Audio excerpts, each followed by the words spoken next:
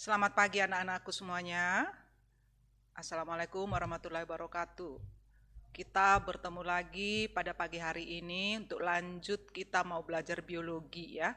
Tapi sebelumnya saya berikan kesempatan untuk berdoa menurut agama dan keyakinannya masing-masing. Habis itu jangan lupa isi absen ya. Silakan berdoa.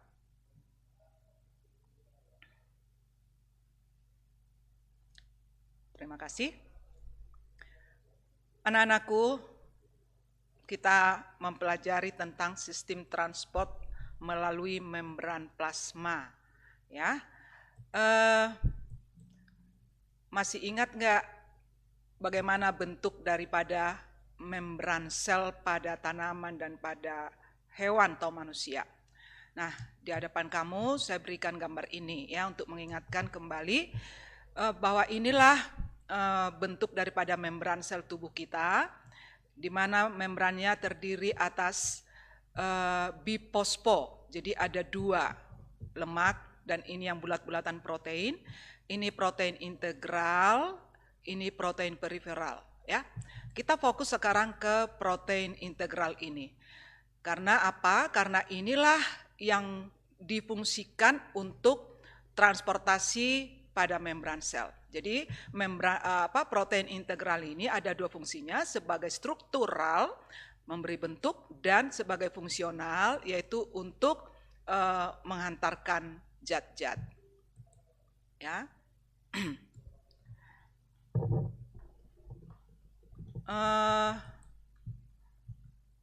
Sistem transportasi zat melalui membran itu ada dua, yaitu transport pasif, yaitu di mana suatu zat itu dihantar tanpa bantuan energi atau ATP.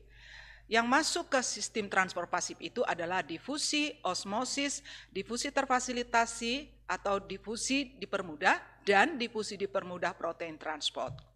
Sedangkan yang kedua adalah sistem transport aktif, yaitu dengan bantuan energi. Contohnya pompa ion, kotransport, endositosis, dan eksositosis. Ya, itu pembagian sistem transport antar membran. Sebelum kita lanjut, ada beberapa istilah yang perlu kita pahami, yaitu apa sih yang dimaksud dengan larutan. Ya, kalau dikatakan larutan gula, misalkan, berarti kan di situ ada gula dan ada pelarutnya. Biasanya pelarut itu yang dipakai adalah air. Ya, istilah ini harus kita pahami. Kemudian ada lagi satu istilah lagi, yaitu konsentrasi zat hipertonis. Itu artinya adalah larutan yang konsentrasinya tinggi atau disebut dengan pekat. Kemudian ada konsentrasi zat atau larutan yang hipotonis. Itu artinya adalah tingkat kelarutannya rendah atau yang disebut namanya dengan encer. Contoh begini nih, kalau kita membuat air gula ya, 2 sendok air gula kita masukkan ke 1 gelas air, itu yang A misalkan. Sedangkan satu lagi 2 sendok air gula 6 sendok air gula dimasukkan ke 1 gelas air. Nah, tentu kita bisa bedakan yang mana yang lebih manis, yang mana yang lebih kurang manis ya. Jadi yang sangat manis itulah yang disebut dengan hipertonis, dan yang kurang manis itulah yang disebut namanya hipotonis. Lalu kalau yang isotonis itu, kalau konsentrasi zatnya antara zat terlarut dengan pelarutnya itu sama. Oke, kita masuk sekarang difusi. Di sini saya berikan contoh, di mana pada gelas beker diberikan air, lalu ditetesi air larutan tinta. Oke, kita lihat sekarang I1, 2, 3. Dia sudah mulai menyebar di sini pada angka Romawi 2. Kemudian pada angka Romawi 3 kita sudah melihat bahwa dia sudah tidak bisa lagi kita lihat yang mana tintanya, yang mana airnya. Nah, anak-anakku, dari apa yang kamu lihat di sini, bisa nggak kamu tarik kesimpulan apa sih yang dimaksud dengan difusi? Ya, ada yang bisa nggak anak-anakku? Yuk kita lihat ya. Tinta. Tinta itu terdiri dari apa sih? Tinta itu sudah pasti ada zat ya. kemudian ada air. Jadi ada dua jenis di situ, ada zatnya, ada air. Oke? Nah, sedangkan air ini air murni. Berarti tinta itu lebih pekat dibandingkan dengan air ini.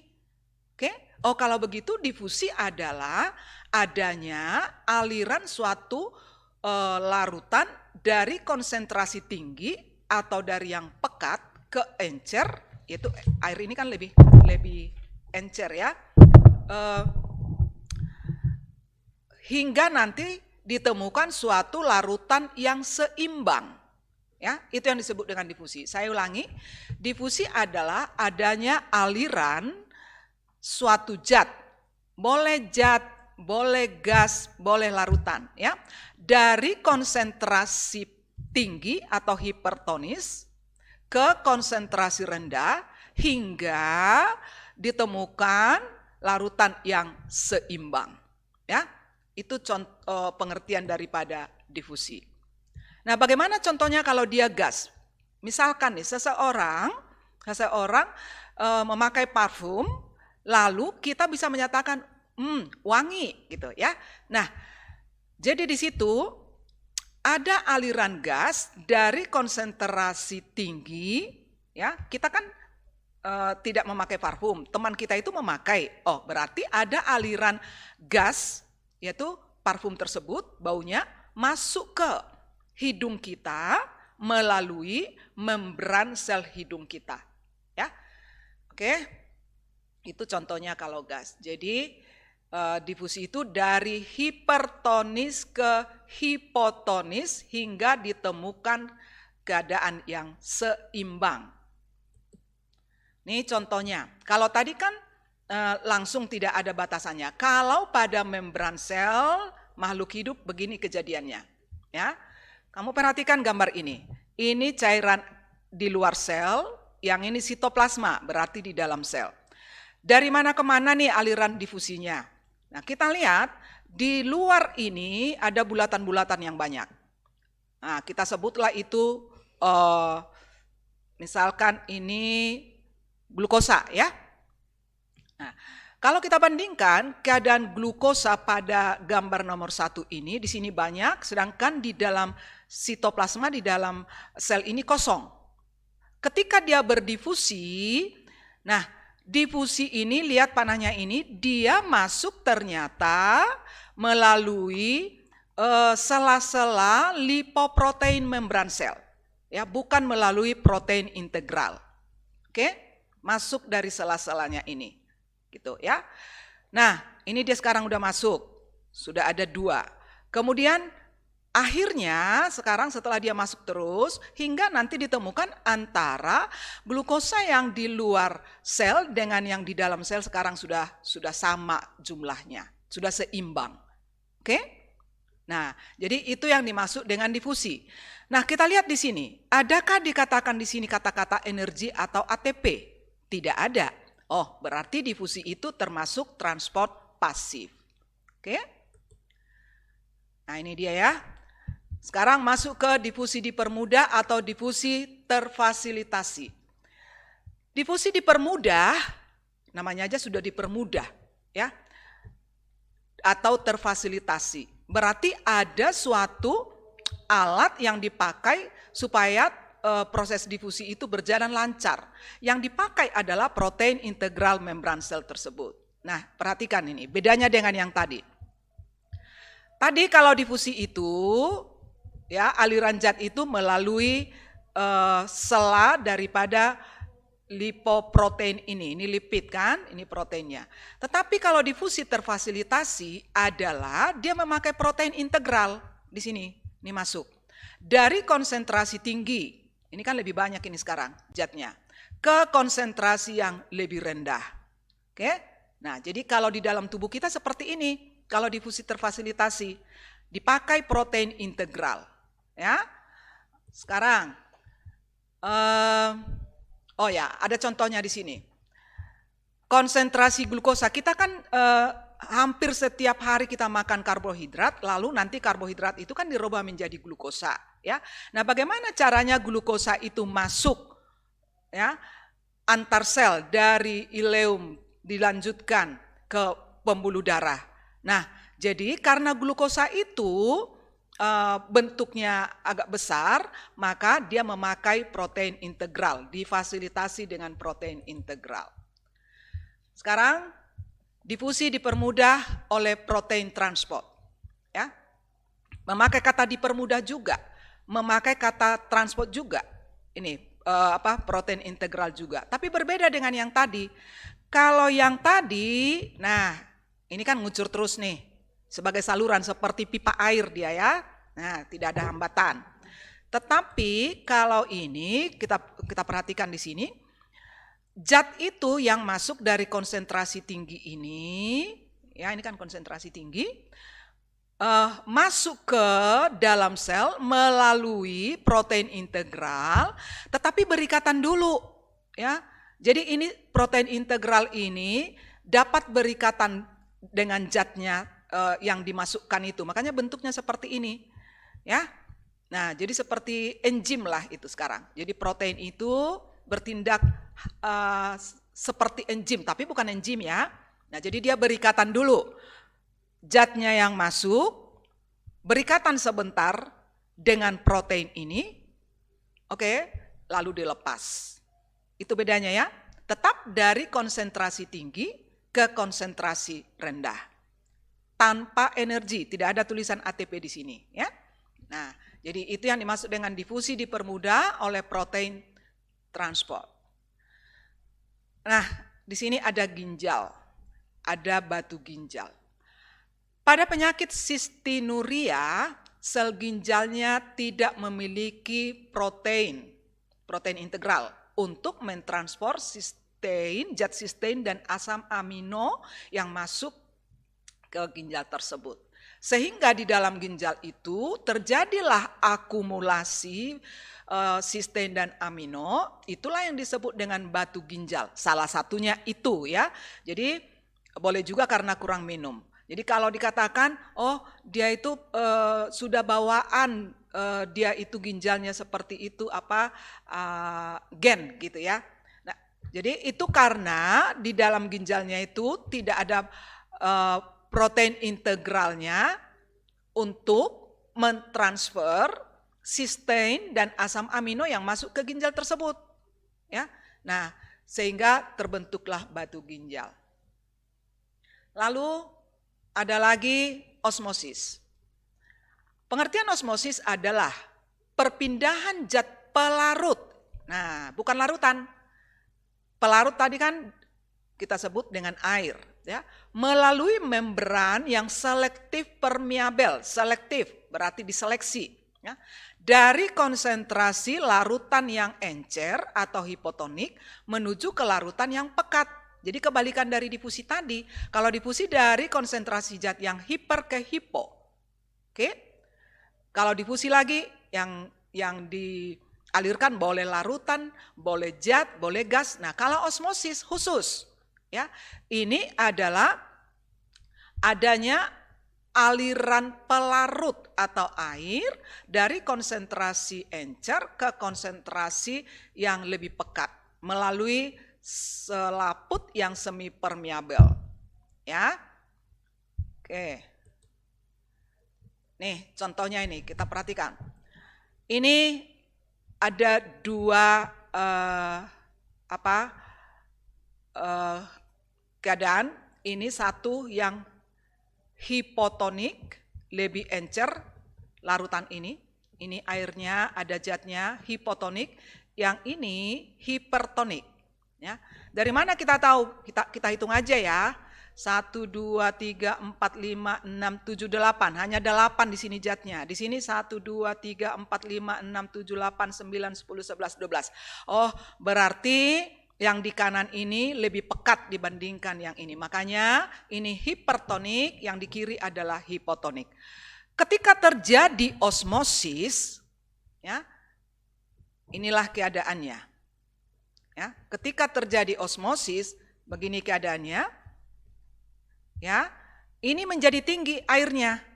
Sedangkan zatnya yang di sebelah kiri 1, 2, 3, 4, 5, 6, 7, 8 tetap. Artinya zatnya itu tidak ikut mengalir, diseleksi. Makanya ada di sini membran semi permeable. Ya, jadi zat itu diseleksi, tidak ikut masuk. Jadi yang mengalir itu hanya airnya saja. Ya. Nah, jadi keadaan seperti itu, osmosis adalah mengalirnya air atau pelarut dari konsentrasi encer ke konsentrasi yang lebih tinggi. Itu yang disebut dengan osmosis. Contohnya, sewaktu kita menyiram air, menyiram bunga, ya, tanaman. Nah, kita lihat tanaman itu menjadi segar. Nah, berarti di situ ada terjadi peristiwa osmosis. Tetapi, ya, kalau air itu masuk ke dalam tanaman bersama zat yang larut, tunggu dulu, itu adalah difusi. Dan difusi yang bagaimana? Ya, boleh difusi terfasilitasi, ya. Nah, jadi itulah pengertian difusi dan osmosis. Kita lihat lagi ini, ya, contoh osmosis pada sel tumbuhan. Ini keadaan yang isotonik, di mana keadaan cairan di luar dan di dalam atau di dalam vakuola ini sama, ya, iso sama. Nah, kemudian ini ada lagi keadaan di luar sel ini, keadaannya hipertonik. Kemudian terjadi plasmolisis, artinya seperti ini. Ketika di luar sel, ya, ketika di luar sel itu tinggi konsentrasi zat, maka bisa air keluar dari vakuola, dari sel tanaman itu keluar. Contoh, kita memupuk tanaman, ya, kita kasih pupuk sehingga konsentrasi pupuk di tanah menjadi tinggi. Tetapi tidak kita siram. Nah, lama-kelamaan yang kamu lihat itu apa? Ya, jadi tanaman itu akan menjadi layu. Karena apa? Konsentrasi pupuk lebih tinggi dibandingkan dengan air yang ada di vakuola. Nah, terjadilah osmosis, keluarlah air dari sel tanaman keluar, mengakibatkan selnya itu mengalami plasmolisis. Lisis itu kan hancur, plasmanya, membran selnya, nih, ya. Jadi dia mengalami kerusakan, dia bentuknya jadi seperti ini, ya, karena mengalami plasmolisis. Berbeda dengan yang kanan ini, hipotonik. Nah, yang hipotonik ini air di luar sel masuk ke dalam tanaman, ya. Jadi dari yang hipo masuk ke sel tanaman, mengakibatkan vakuolanya ini lebih besar dibandingkan ini kan tadi yang normal, ya, yang di tengah normal. Nah, sekarang vakuolanya itu dimasuki oleh air sehingga bentuk daripada vakuola ini menjadi lebih besar. Nah, vakuola ini nanti akan mendorong membran selnya ke arah dinding sel, tapi tidak pecah. Karena apa? Karena ada dinding sel yang menahannya. Hanya air itu mengadakan tekanan terhadap dinding sel yang disebut namanya turgor, ya. Oke, bagaimana dengan sel hewan yang mengalami osmosis? Nah, ini contohnya adalah sel darah merah, ya. Ini isotonik. Sekarang kalau keadaan air di luar kalau keadaan larutan di luar sel lebih tinggi dibandingkan dengan di dalam sel ini, maka air yang ada di dalam sel akan keluar, ya, mengakibatkan selnya itu akan mengerut yang disebut namanya krenasi, ya. Oke, ini contohnya pada kulit yang sering kurang minum. Nah, terjadi seperti ini. Tahu-taunya dia misalkan di AC yang sangat dingin atau keadaan suhu tinggi. Nah, jadi nanti air yang ada di dalam tubuhnya akan keluar, mengakibatkan kulitnya itu menjadi mengerut, itu disebut namanya krenasi. Nah, berbeda ini. Kalau ini air masuk ke dalam sel. Kalau kebanyakan karena sel hewan itu tidak mempunyai dinding sel, ya. Jadi kalau masuk air terlalu banyak, maka yang terjadi adalah lisis. Selnya ini pecah, ya. Kalau pada tumbuhan kan tidak, karena ada dinding sel yang menahan. Kalau ini pecah dia kalau kebanyakan. Jadi ini contoh osmosis pada hewan. Oke, masuk ke transport aktif. Ya. Yang tadi semua, yang pertama tadi tidak memakai energi, berarti itu adalah transport pasif. Kalau ini ya transport aktif. Adalah adanya aliran suatu zat dari konsentrasi rendah ke konsentrasi tinggi, tetapi memerlukan energi. Ya, ingat itu. Transport aktif itu kuncinya adanya aliran suatu ion atau molekul atau zat dari konsentrasi rendah ke konsentrasi tinggi dengan memakai bantuan energi. Contohnya pompa ion, kotransport, endositosis, eksositosis. Ya. Nah, ini pompa ion yang terjadi di dalam tubuh makhluk hidup. Natrium dan kalium itu sangat kita butuhkan di dalam tubuh kita, adalah itu untuk sintesa protein, glikosis, untuk fotosintesis, dan untuk mempertahankan kegiatan aliran listrik di dalam sel saraf kita. Oleh sebab itu kita perlu tahu seperti apa pompa ion tersebut. Ya. Tadi dikatakan kalau transport aktif adanya aliran zat atau molekul dari konsentrasi rendah ke konsentrasi tinggi dibantu oleh energi. Kita lihat. Kalium, ya. Lihat dulu gambar ini. Ya. Ini merah orange. Orange-nya pekat. Ya. Ini ekstra berarti di luar sel. Berarti natrium di luar sel lebih banyak konsentrasinya dibandingkan dengan di dalam sel. Ini sitoplasma, berarti di dalam sel. Sedangkan kalium ya, di dalam sel itu lihat warnanya kuningnya lebih pekat dibandingkan di luar sel. Oke. Nah, kalium itu lebih tinggi di dalam sel dibandingkan di luar sel. Tadi pengertian transport aktif itu dari konsentrasi rendah ke konsentrasi yang tinggi. Nah, ini peristiwa ini dibantu oleh protein integral dan dibantu oleh ATP. Oke, kita perhatikan di sini. Kita lihat dulu. Ya, ini yang segi-segi ini bentuknya seperti bintang, itu natrium. Yang oval ini kalium. Nah, setiap terjadi pompa ion ini, natrium keluar 3, ya kan dari rendah ya, dari rendah. Ini di sini saya ulang lagi, kalau natrium di dalam sel kan rendah nih, cuma 3, di sini banyak. Oke, berarti aliran natrium itu dari dalam ke luar. Kalau kalium dari luar ke dalam, karena kita melihat yang mana rendah konsentrasinya, yang mana yang tinggi. Nah, jadi di sini ATP itu membuka pintu daripada protein integral. Itu fungsi ATP, mengaktifkan protein integral untuk membuka salurannya. Lalu energi ATP tersebut mendorong natrium keluar dari dalam sel sebanyak 3 buah dan kemudian memasukkan kalium ke dalam sel sebanyak 2 buah molekul.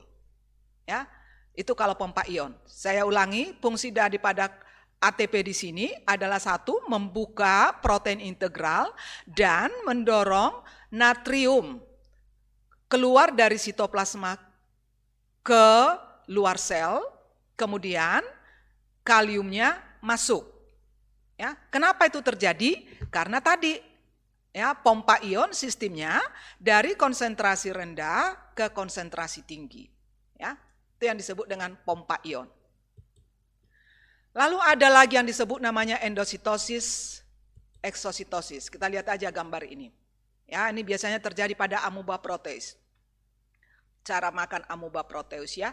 Jadi ini membran selnya. Jadi kalau amoeba atau sel memasukkan zat dari luar ke dalam selnya, ya, jadi membran selnya itu seakan-akan didorong ya, seakan-akan didorong nih oleh zat yang akan masuk, sehingga dia mengalami lekukan hingga nanti terbentuk vesikula. Jadi mula-mula ditekan dulu, ya, membran selnya, nah baru terbentuk vesikula. Kalau pada amoeba disebut namanya vakuola. Ya, itu namanya endositosis, ya. Nah, sedangkan eksositosis kebalikannya, ya. Mengeluarkan ke luar sel, ya. Itu sudah pasti memakai ATP. Ini contohnya nih amoeba, ya. Jadi ketika amoeba proteus itu ya mau makan, makanannya plankton ya. Nah, jadi plankton itu akan mau masuk ke dalam selnya. Nah, membran sel daripada amoeba itu mengalami lekukan. Seakan-akan didorong nih. Ya, yang mendorong itu siapa? ATP nih. Ya.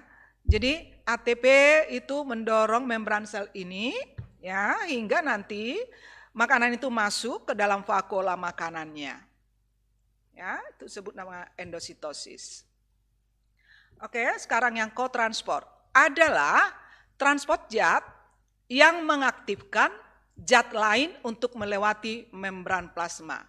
Ya. Nah, di sini ada 2 zat.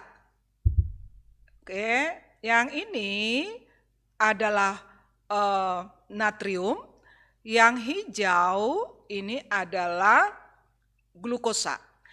Kenapa terjadi seperti ini? Karena glukosa ini terlalu besar untuk masuk melalui sela-sela lipid ini. Dia harus masuk melalui protein integral. Dan kemudian masuknya glukosa tersebut, ya, selain dibantu oleh ATP juga dibantu oleh natrium.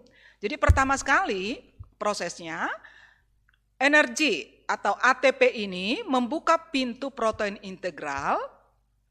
Ya, lalu natrium, karena konsentrasi natrium di sini lebih rendah, ion natrium masuk ke dalam protein integral, keluar sel ini, lalu dia membawa glukosa yang ada di luar. Glukosa ini kan di sini hanya 4, di dalam sel lebih banyak. Nah, jadi dia membawa glukosa tersebut masuk bersama-sama dengan natrium itu melalui protein integral yang kedua. Jadi kotransport itu memerlukan 2 protein integral. Yang pertama adalah untuk tempat itu masuknya si natrium, dan yang kedua adalah untuk tempat masuknya natrium bersama glukosa.